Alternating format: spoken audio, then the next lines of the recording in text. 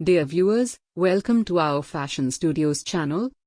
In today's video we are going to present here different types of best humidifier design ideas.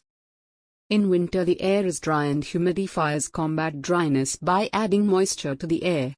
Research shows that air with higher humidity levels is less likely to transmit airborne viruses. The use of these machines therefore decreases the chances of your family being infected with flu. Warm mist humidifiers are also known as vaporizers and release a warm mist into the air by heating water within. It is preferred for those dealing with congestion, and you can even add some medicated inhalant to the water to get some relief. However, these humidifiers work best in smaller places. They are slightly more expensive than cool mist humidifiers and also use more energy. Cool mist humidifiers, on the other hand, create water droplets that are released in the form of a cool fog using ultrasonic technology. They are great for all spaces and have a really good water capacity.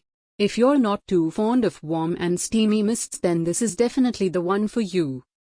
Different types of best humidifier designs are given in this video for your collection ideas. Please watch till the end of this video and subscribe our channel for more interesting contents. Thank you. Good day.